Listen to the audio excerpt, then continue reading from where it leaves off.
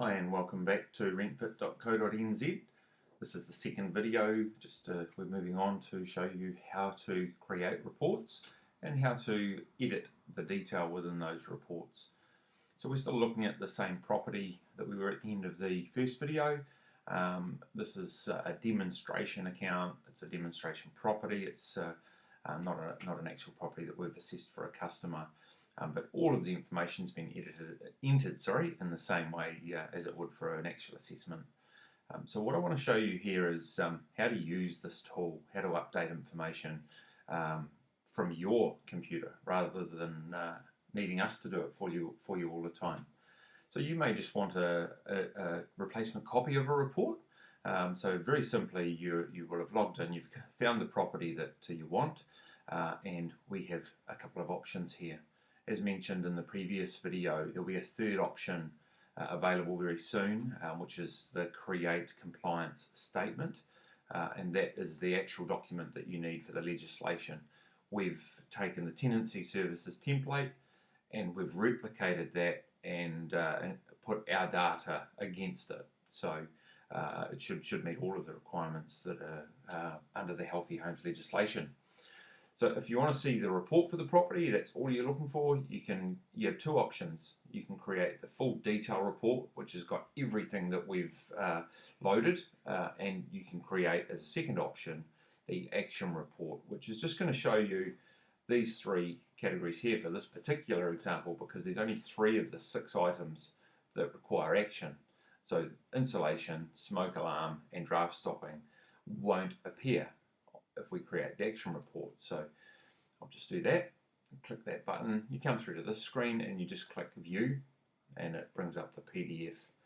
From this screen, once the PDF's created, you can then download it and email it, print it, do what you need. So you have a summary page, which you'll probably be familiar with. You can see it shows all 6 categories on the summary page with the 3 categories in this particular example that need work or need action. And then as you scroll down, what I was saying earlier, you're only going to see the 3 categories: heating, ventilation, and moisture ingress. So it's a nice short form report that gives you the information you need to plan the work that's required. So that's opened in a separate tab, so we'll just close that tab and we're back in the portal. If I want to go back to the actual property, I just click on my back button up here and I'm back where I was. So the same thing, if I want to see the full detail report, I'll click on the Create Report button and then View, and it'll create the PDF, and there we are. So a slightly different looking report, but this report is 12 pages long. It's got all of the information for all of these categories that we've collected when we did the assessment of the property. So I won't go through that in detail because we'll do that as we go through the updating information.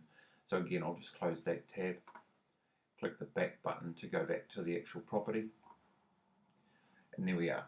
So just on navigation, before I go into some detail here, if I'm finished here and I want to go back to to the list of properties, I'm logged in. I can just click on Our Properties up here, and it takes me back to the original list.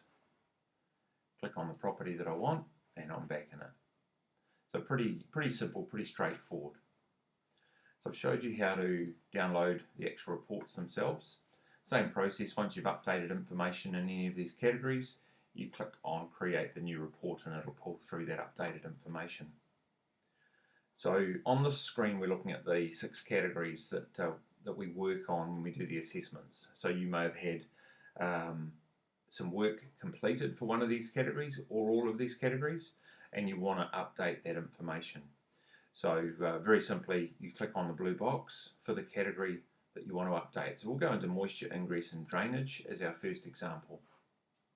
So it brings up the detail. So we're just looking at data at the moment on the screen. We can't click in here and update anything. It's safe. The minute we click on the update button, which I'll do in a second, we're working live, and anything we remove or change is changed permanently. There's not a rollback option, so it's important that you take great care when you're editing this information. If I want to go back from this category back to the property, I can just click on that button there, which I'll show you shortly. So we're going to go in, you can see it's showing the category up there, but we're going to go in and we're going to update this category. So now you're looking at exactly what our assessors see when they're out in the field. It's really a whole lot of click box options along with comment fields. I'm just going to scroll down to the bottom here for a second, and I just want to explain something down here. The clear box here will be removed. You won't see that in the near future. It's a bit of a dangerous button that if you push that, you lose all of the data for the category. And I think for you as customers coming in here to update one or two pieces of information is all that you need. So I'll take that away so there's no risk of wiping all of the information that was collected by our assessor. As you come through here to update the information, you need to, I guess, figure out what is the work that was required. So here in ground moisture barrier, there was action required, and it was that there is no ground moisture barrier present at this property. So what you'll be doing, let's assume that the ground moisture barrier has been installed correctly. We can simply change this button here to meets required standard. You've got a whole lot of other options, but generally you'll be coming in here to change from action required to meets required standard. The next option, and you need to keep scanning down the page to make sure you're updating everything correctly. So is it installed but remedial work required? There's no remedial work required, so that stays as no. And then in the comments, my recommendation here is the original comment for this particular ground moisture barrier was that there is no ground moisture barrier present at this property.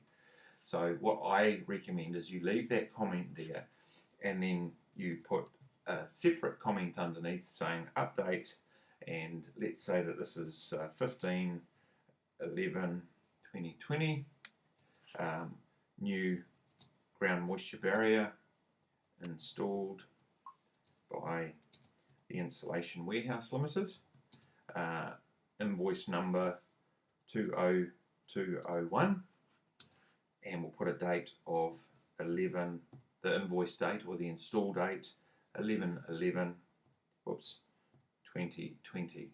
So the point here is that you're creating a little audit trail in itself. You're keeping the original information, and then you're putting an update of what's been completed. So we carry on down the list. So we're not saving yet. We've just typed that information in there, and then I've just clicked out of that box. We're now into the other categories that fall under moisture ingress and drainage. So rainwater spouting present and undamaged. No, so that needed to be repaired. So for this example, I'm just going to assume that we've updated the ground moisture barrier and we're still waiting for the rainwater spouting to be completed. So we're going to come down to the bottom. Sorry, I won't jump straight to the bottom yet. So we know that there's work that needs to be done here under rainwater spouting. So we're still waiting for that to be completed. Groundwater observations generally won't change, and this isn't something that these first two items aren't something that falls through into the report, but this one is. That if there's any drainage issues, they need to be resolved. So there were no observed or obvious drainage issues, so there's no action required there. The overall result for this category remains as action required, but in the comment, because we're still waiting for the rainwater spouting to be repaired. So in the comment, again, we'll put an update here, because this flows through to a different part of the actual report. Actually, what I'll do is I'll just come back up to here, and I'll just copy this, come back down, and just add it in there. And then it's really important that we click save at this stage, because that's going to hold all of the information that we've added. So if we now come back to the property, sorry about the beeping in the background, you can see here the moisture ingress is still action required. And if we just create the action report, this will show in either version of the reports, but we'll just create the report.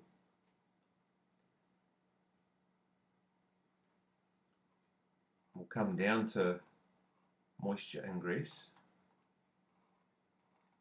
So it's probably a little bit hard if you're looking at this on your screen, scrolling so quickly.